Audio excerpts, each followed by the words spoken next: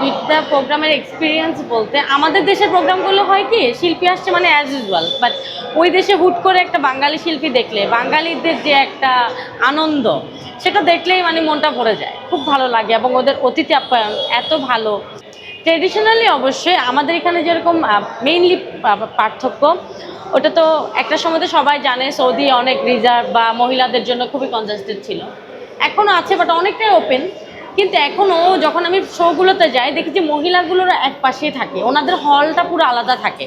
আমাদের যেরকম পুরুষ মহিলা একসাথে, ওখানে সে সিস্টেম নেই। হায়েস্ট আমি বাইরের দেশের শোগুলোতে একটু ভালো পেমেন্ট পাই, যেটা সত্যি কথা। পার প্রোগ্রামে আমি এমনও গেছে 4 লাখ, 3 লাখ, 2.5 লাখ, এর উপরেও অনেক গেছে, যদিও না বলি 6 লাখ 7 লাখ এসে যায়। সর্বোচ্চ দেশের প্রোগ্রামে 1.5 লাখ পেয়েছি, শুধু আমার, নট আমার পুরো টিমের না, শুধু আমার। আলহামদুলিল্লাহ 1.5 লাখের মতো পেয়েছি। না, দুবাই আমি যাইনি। আমি সৌদিতে বেশিরভাগ আমার প্রোগ্রাম, আজকে 2 বছর ধরে সৌদিতে বেশি আমার ভালো প্রোগ্রাম, ওখানে আমার ফ্যান ফলোয়ার বেশি। সো ইনশাল্লাহ সামনে আরও কিছু দেশের কথা চলতেছে, গেলে দেখবেন আপনারা।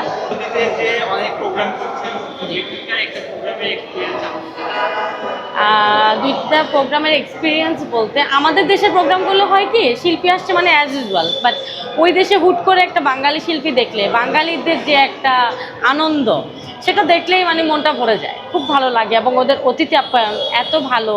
এবং আমরা যাদেরই শো করি, যেমন আজকে আমি শো করে আসলাম শামসুল আলম ভাইয়ের, এর আগে ফরাদ ভাই, ডিবিসি নিউজের সাংবাদিক নোমান ভাই, সরকার ভাইদের শো করি।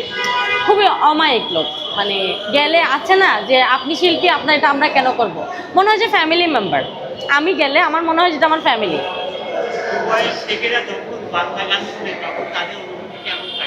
ওরা নাচে, বুঝা না বুঝে, বাট নাচে। হ্যাঁ,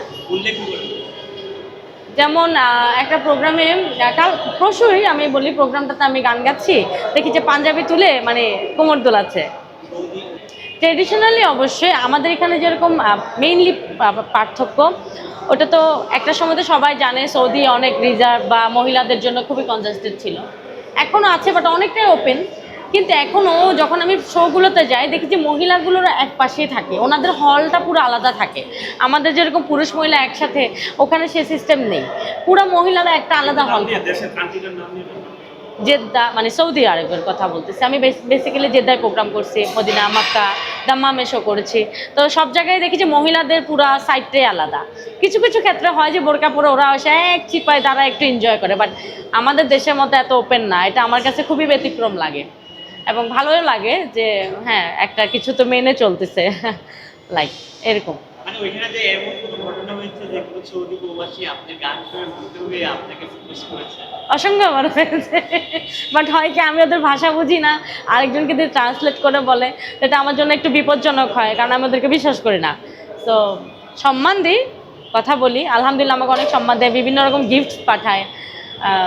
ব্যাস এতটুকুতেই শেষ, কমিউনিকেশন অতটুকুতে শেষ।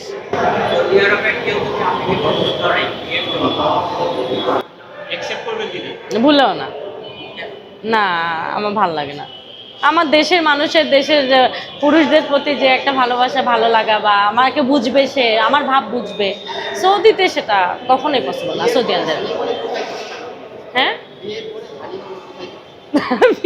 ভাই, আমি already I have a baby, so আমার ওই ফিউচারে হানিমুন টানিমুন নেই, কোনো ইচ্ছে নেই।